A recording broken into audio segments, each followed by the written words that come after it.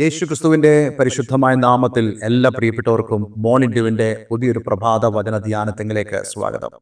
കഴിഞ്ഞ ദിവസം നമ്മൾ ദൈവസന്നിധിയിലേക്ക് കടന്നു വന്ന നമ്മുടെ കണ്ണുകളെ തുറക്കണം, നമ്മുടെ ആത്മീയ കണ്ണുകളെ തുറക്കണം, നമ്മുടെ ആത്മീയ ചെവികളെ തുറന്ന് കേട്ട് നമ്മുടെ ഹൃദയത്തിൽ സംഗ്രഹിച്ച് ദൈവത്തെങ്കിലേക്ക് നമ്മൾ മനസ്സ് തിരിക്കുന്നെങ്കിൽ, ദൈവത്തെങ്കിലേക്ക് നമ്മൾ തിരിഞ്ഞു വരുന്നെങ്കിൽ ദൈവം നമ്മെ സൗഖ്യമാക്കുന്ന ദൈവമാണ് എന്നുള്ള വളരെ അനുഗ്രഹിക്കപ്പെട്ട വചനം നമുക്ക് കേൾക്കുവാനിടയായി തീർന്നു. ദൈവരാജ്യവുമായി ബന്ധപ്പെട്ട ഒരു ചിന്തയാണ് നമ്മൾ ഈ ദിവസങ്ങളിൽ ചിന്തിക്കുന്നത്. ദൈവരാജ്യത്തിന്റെ മർമ്മങ്ങൾ, അതിൻ്റെ രഹസ്യങ്ങൾ നമുക്ക് അറിയണമെങ്കിൽ തീർച്ചയായിട്ടും നമ്മൾ ആത്മീയ കണ്ണ് തുറക്കുന്നവരും അതേപോലെ തന്നെ നമ്മുടെ ചെവി കൊണ്ട് കേട്ട് ഹൃദയത്തിൽ സംഗ്രഹിച്ച് ദൈവത്തെങ്കിലേക്ക് തിരിഞ്ഞുവരുമായിരിക്കണം. അവർക്കാണ് ഈ ആത്മീയമായ ദൈവരാജ്യ മർമ്മങ്ങളെക്കുറിച്ച് മനസ്സിലാക്കുവാനും അതിനനുസരിച്ച് അവർക്ക് ജീവിക്കുവാനും സാധിക്കുന്നത്. നിർഭാഗ്യവശാൽ പറയട്ടെ, പല ആളുകളും അവർക്ക് ദൈവരാജ്യത്തെക്കുറിച്ച് യാതൊരു അറിവുമില്ല.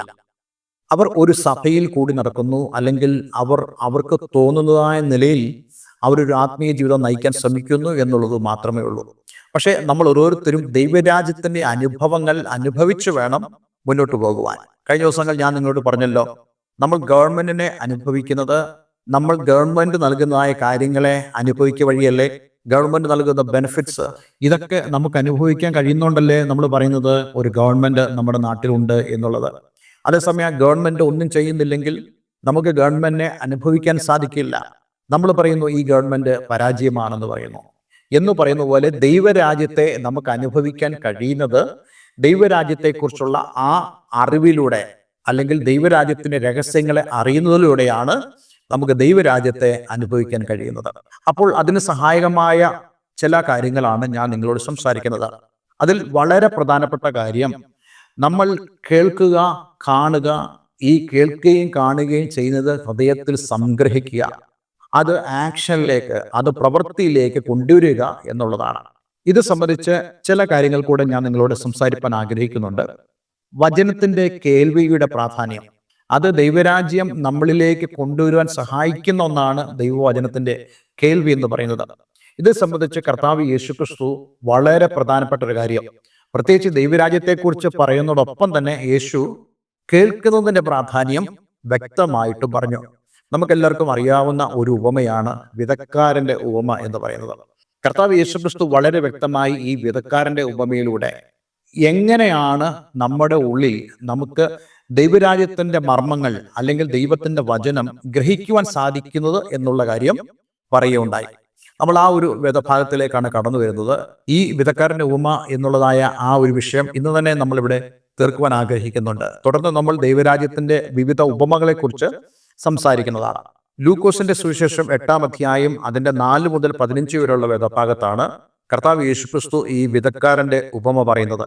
ഞാൻ സംക്ഷിപ്തമായിട്ട് ആ ഒരു ഉപമ പറയാം. യേശുക്രിസ്തു പറഞ്ഞു, ഒരുവൻ വിതയ്ക്കാൻ പോയി.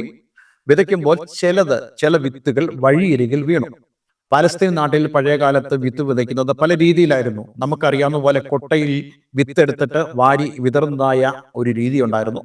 അതേപോലെ തന്നെ ചാക്കിനകത്ത് വിത്ത് നിറച്ചിട്ട് ചാക്കിന്റെ മൂലയ്ക്ക് ഒരു ഓട്ടയിട്ട് ഒരു മൃഗത്തിന്റെ പുറത്ത്, ഒരു കഴുതയുടെയോ മറ്റും പുറത്ത് ഈ ചാക്ക് വഹിച്ച് ഇവയെ നയിച്ചുകൊണ്ട് പോകുമ്പോൾ ആ ചാക്കിന്റെ ആ ഓട്ടയ്ക്കകത്തു നിന്നും വിത്തുകൾ വന്ന് നിലത്ത് വീഴുമായിരുന്നു.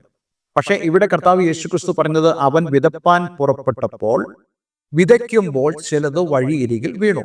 അതായത് ഒന്നുകിൽ താൻ വാരി വിതറുമ്പോൾ കാറ്റ് അടിച്ചോ മറ്റോ ചിലത് വഴിയിൽ വീണു, ചിലത് പാറസ്ഥലത്ത് വീണു, ചിലത് മുള്ളിൻ്റെ ഇടയിൽ വീണു, ചിലത് നല്ല നിലത്ത് വീണു. അപ്പോൾ ഇവിടെ കർത്താവ് യേശുക്രിസ്തു അതിന്റെ പൊരുൾ തിരിക്കുമ്പോൾ വളരെ വ്യക്തമായി പറയുന്നുണ്ട്, വിത്ത് ദൈവത്തിന്റെ വചനം എന്നുള്ളത്. നോക്കണേ, കർത്താവ് യേശുക്രിസ്തു വചനത്തെ ഒരു വിത്തായിട്ടാണ് ഉപമിച്ചിരിക്കുന്നത്. അങ്ങനെയാണെങ്കിൽ അത്രത്തോളം പ്രാധാന്യം നമ്മുടെ ജീവിതത്തിൽ ദൈവവചനത്തിനുണ്ട് എന്നുള്ളതായ പ്രധാനപ്പെട്ട വസ്തുതയാണ്. എന്തുകൊണ്ടായിരിക്കാം കർത്താവ് യേശുക്രിസ്തു വചനത്തെ വിത്തിനോട് ഉപമിച്ചത്? നമുക്കെല്ലാവർക്കും അറിയാവുന്ന പോലെ വിത്തിനകത്ത് ജീവനുണ്ട്. എത്ര നാള് വിത്ത് വേണമെങ്കിൽ ഇരിക്കും. പക്ഷെ അത് നിലത്ത് വീണെങ്കിൽ മാത്രമേ അതിന്റെ ജീവൻ അതിന്റെ ഉള്ളിൽ നിന്നും പുറത്തു വരികയുള്ളൂ. നമ്മുടെ മേശപ്പുറത്ത് കുറച്ച് വിത്ത് കിടന്നാൽ നമ്മൾ ഒരിക്കലും വിചാരിക്കുന്നില്ലല്ലോ അത് ചത്തതാണെന്ന്. നമുക്കെല്ലാവർക്കും അറിയാം അതിനകത്ത് ജീവനുണ്ട്. നമ്മൾ അത് നിലത്തിട്ട് കഴിയുമ്പോൾ ആ വിത്ത് അഴിഞ്ഞിട്ട് അതിൻ്റെ ഉള്ളിലെ ജീവൻ ഒരു സസ്യമായി മുളച്ചു വരുവാൻ തക്കവണ്ണം ഇടയായിത്തീരും. കർത്താവ് യേശുക്രിസ്തു ഗോതമ്പ് മണിയെക്കുറിച്ച് പറഞ്ഞിട്ടുണ്ടല്ലോ, ഗോതമ്പ് മണി നിലത്ത് വീഴുന്നില്ലെങ്കിൽ അത് തനിയിരിക്കും, നിലത്ത് വീണെങ്കിലോ അത് അധികം ഫലം കായ്ക്കും. അപ്പോൾ വിത്തിനകത്ത് ജീവനുണ്ട്. അപ്പോൾ ദൈവവചനം ജീവനുള്ള വചനമാണ്. ഒരു സാധാരണ മനുഷ്യൻ പറയുന്ന വാക്കല്ല ദൈവത്തിന്റെ വചനം. ഗോഡ് ബ്രേത്തഡ്, ദൈവം ശ്വസിച്ചതായ വചനം, അത് ദൈവവചനമാണ്.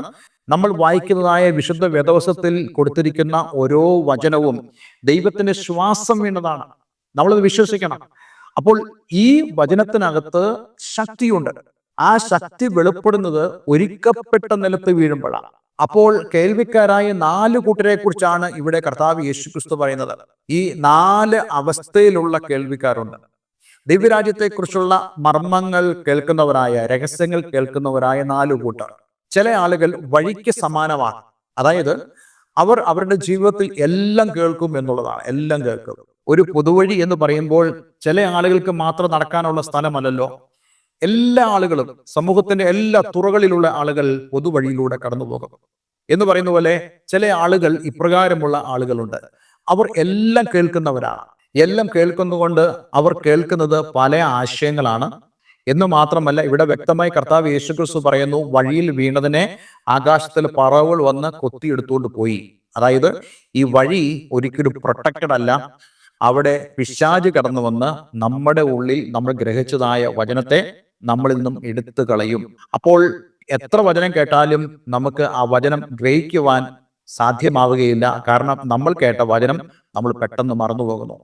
അതുപോലെ ചിലത് മുള്ളിനിടയിൽ വീണു. മുള്ളിനിടയിൽ വീണതായ വചനം മുളച്ചു, അത് സ്വീകരിക്കപ്പെട്ടു, പക്ഷെ അത് മുളച്ചു. പക്ഷേ ഈ മുള്ള് പ്രതിദാനം ചെയ്യുന്ന പോലെ കർത്താവ് യേശുക്രിസ്തു പറഞ്ഞ കാര്യമാണ്, ഈ ലോകത്തിന്റെ കാര്യങ്ങൾ, ലോകത്തിന്റെ വിചാരങ്ങൾ, കെയർസ് ഓഫ് ദിസ് വേൾഡ്, ധനത്തിന്റെ ചിന്തകൾ, ഇതൊക്കെ നമ്മുടെ ഉള്ളിൽ വന്നിട്ട് ഈ വചനത്തെ ഞെരുക്കി കളയും. മൂന്നാമതായിട്ട് കർത്താവ് യേശുക്രിസ്തു പറഞ്ഞത് പാറസ്ഥലത്ത് വീണതായ വിത്ത്.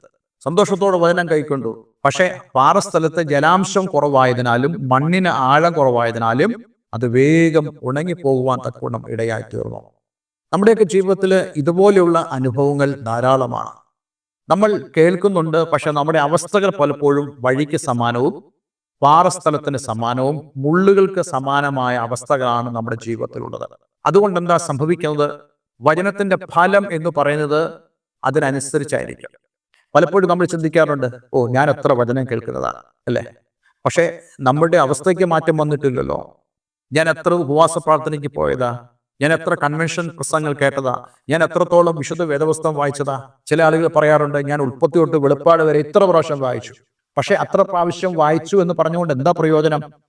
നമ്മൾ വഴിക്ക് സമാനമാണെങ്കിൽ, നമ്മൾ മുള്ളുകൾക്ക് സമാനമാണെങ്കിൽ, നമ്മൾ പാറസ്ഥലത്തിന് സമാനമാണെങ്കിൽ, എത്രത്തോളം നമ്മൾ വചനം വായിച്ചെന്ന് പറഞ്ഞാലും ആ വചനത്തിന്റെ ഫലം നമ്മുടെ ഉള്ളിൽ ഉണ്ടാവുകയില്ല.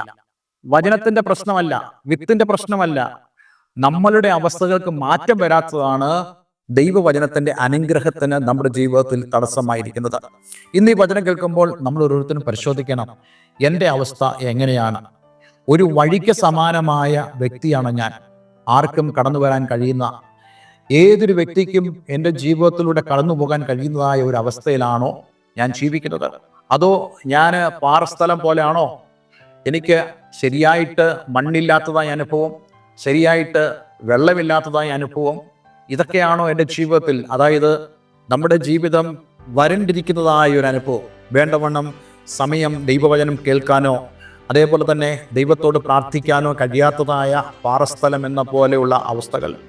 അതുപോലെ എപ്പോഴും ധനത്തെക്കുറിച്ച് ചിന്ത, പണത്തെക്കുറിച്ച് ചിന്ത, ജീവിതത്തിലെ ചെലവുകളെക്കുറിച്ച്, മുന്നോട്ട് പോകുന്നതിനെക്കുറിച്ചുള്ള ആകുല ചിന്തകൾ, സ്ട്രെസ്സുകൾ, ഉത്കണ്ഠകൾ, ഇതൊക്കെ നമ്മളെ ബാധിച്ചിട്ട് നമ്മുടെ ജീവിതത്തിലെ കേൾക്കുന്നതായ വചനങ്ങളെ ഞെരുക്കിക്കളയുന്നതായ അനുഭവങ്ങൾ.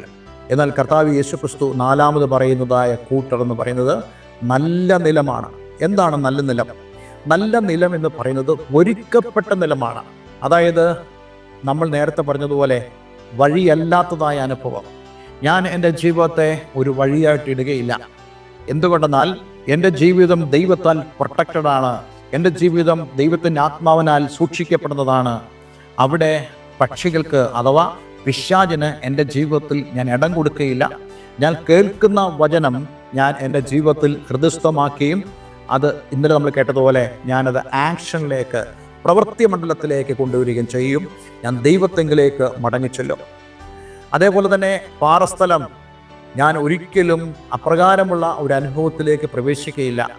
ഞാൻ കൂടുതൽ ദൈവവചനം കേൾക്കാനും ദൈവത്താൽ ഞാൻ അനുഗ്രഹിക്കപ്പെടുവാനും എന്നെ തന്നെ ഞാൻ സമർപ്പിക്കുകയും ആ പരിശുദ്ധാത്മാവിൻ്റെ നനവ് എൻ്റെ ജീവിതത്തിൽ ഞാൻ കീപ്പ് ചെയ്യും, ഞാൻ സൂക്ഷിക്കുമെന്നുള്ള ഒരു ദൃഢപ്രതിജ്ഞ നമ്മുടെ ജീവിതത്തിൽ ഉണ്ടാകണം. മൂന്നാമതായിട്ട്, എൻ്റെ ജീവിതത്തിൽ ഞാൻ ഭാരപ്പെടുന്ന വിഷയങ്ങൾ, എൻ്റെ ഭവനത്തെക്കുറിച്ച്, എൻ്റെ ജോലിയെക്കുറിച്ച്, എൻ്റെ വരുമാനത്തെക്കുറിച്ച്, എൻ്റെ സാമ്പത്തിക വിഷയങ്ങളെക്കുറിച്ച്, നാളെ ഞാൻ എന്തായിത്തീരും, ഞങ്ങളുടെ അവസ്ഥ എന്തായിത്തീരും എന്നുള്ള ആ ഉത്കണ്ഠകളുടെ നടുവിൽ ഞാൻ ഇതെല്ലാം പിഴുതുമാറ്റപ്പെട്ടവനായി, കർത്താവിൽ പൂർണ്ണമായിട്ടും വിശ്വസിക്കുന്നവനായി, കേൾക്കുന്ന വചനത്തെ ശരിയായിട്ട് കേൾക്കാനും ശരിയായിട്ട് കാണുവാനും അതേപോലെ തന്നെ ഹൃദയസ്ഥമാക്കുവാനും അതേ ദൈവത്തിലേക്ക് തിരിഞ്ഞ് ഞാൻ ദൈവപ്രവൃത്തിക്ക് വേണ്ടി ഏൽപ്പിക്കുവാനും കഴിയുന്ന ഒരു വ്യക്തിയാണെങ്കിൽ എൻ്റെ ജീവിതം അതൊരിക്കലും പാറസ്ഥലമല്ല, വഴിയല്ല, അതുപോലെ മുള്ളിന് സമാനമല്ല, മറിച്ച് നല്ല നിലമായി തീരും. അതുകൊണ്ട് ഇന്ന് എന്നെ കേൾക്കുന്ന പ്രിയമുള്ളവരെ, നിങ്ങളുടെ ജീവിതം ഇതുപോലെ ഒരു നല്ല നിലമായി മാറുന്നുവെങ്കിൽ നിങ്ങൾക്ക് നന്നായിട്ട് ദൈവവചനം കേൾക്കാനും നല്ലവണ്ണം ആത്മീയ ദൃഷ്ടിയാൽ ദൈവത്തിൻ്റെ പ്രവൃത്തിയെ നിങ്ങൾക്ക് കാണുവാനും നല്ലവണ്ണം നിങ്ങളുടെ ഹൃദയത്തിൽ അത് സംഗ്രഹിക്കുവാനും അതേപോലെ തന്നെ ദൈവത്തെങ്കിലേക്ക് തിരിഞ്ഞ് ആ പ്രവൃത്തികൾക്ക് വേണ്ടി തയ്യാറാവുകയും ചെയ്യാൻ ദൈവം നമ്മെ സഹായിക്കും. അതിനുള്ള ഒരു സമർപ്പണം ഇന്ന് നമ്മുടെ ജീവിതത്തിൽ ഉണ്ടാകട്ടെ. ഒരു നിമിഷം നമുക്ക് പ്രാർത്ഥിക്കാം. സ്വർഗീയപിതാവേ, ഇന്ന് ഞങ്ങളെ കേൾപ്പിച്ച വളരെ മനോഹരമായ സന്ദേശത്തിനായി സ്തോത്രം. കർത്താവേ, ഞങ്ങൾ ഒരിക്കലും ആ 3 വിധമായ കേൾവിക്കാരെ പോലാകാതെ നല്ല നിലമായി തീർന്ന കർത്താവേ, ഞങ്ങളുടെ ജീവിതത്തിൻ്റെ വഴിക്ക് സമാനമായ അനുഭവങ്ങൾ, മുള്ളിന് സമാനമായ അനുഭവങ്ങൾ, പാറസ്ഥലം പോലുള്ള അനുഭവങ്ങൾ ഇതെല്ലാം മാറി കർത്താവേ, ദൈവവചനം കേൾക്കുമ്പോൾ ആ വചനം ദൈവത്തിൻ്റെ കൃപയാൽ അനുഗ്രഹിക്കപ്പെട്ട് എൻ്റെ ജീവിതത്തിൽ 30, 60, 100 മേനിയായി വളരുവാൻ തക്കോണം നീ സഹായിക്കണമേ എന്ന് പ്രാർത്ഥിക്കുന്നു. ഈ വചനം കേൾക്കുന്ന ഏവരെ ഞാൻ യേശുവിൻ്റെ നാമത്തിൽ അനുഗ്രഹിക്കുന്നു. പ്രാർത്ഥന കേട്ടതിന് നന്ദി. യേശു ക്രിസ്തുവിൻ നാമത്തിൽ തന്നെ. ആമേ, ആമേ. ഇന്നത്തെ വചനം നിങ്ങളുടെ ജീവിതത്തിൽ വലിയ അനുഗ്രഹമായി തീർന്നു എന്ന് ഞാൻ വിശ്വസിക്കുന്നു. കൂടുതൽ വചന കേൾവിക്കും ആത്മീയമായ അനുഗ്രഹങ്ങൾക്കും ആത്മീയ കൂട്ടായ്മകൾക്കും നിങ്ങൾക്ക് ഞങ്ങളെ വിളിക്കാവുന്നതാണ്. നിങ്ങളുടെ പ്രാർത്ഥന വിഷയങ്ങൾ ഞങ്ങളെ അറിയിക്കുക. നമുക്ക് ഒരുമിച്ച് പ്രാർത്ഥിക്കാം. ദൈവവചനം കൂടുതൽ കേൾക്കുവാനും അനുഗ്രഹിക്കപ്പെടുവാനും, അതെ, നമ്മളത് കേട്ടതുപോലെ വചനം കേൾക്കുക, ദൈവം ചെയ്യാൻ പോകുന്ന പ്രവൃത്തികളെ കാണുക, വചനം ഹൃദയത്തിൽ ഗ്രഹിക്കുക, അതെ, ദൈവത്തിലേക്ക് നമ്മൾ തിരിയുക. ദൈവം നിങ്ങളെല്ലാവരെയും അനുഗ്രഹിക്കട്ടെ. Have A nice day.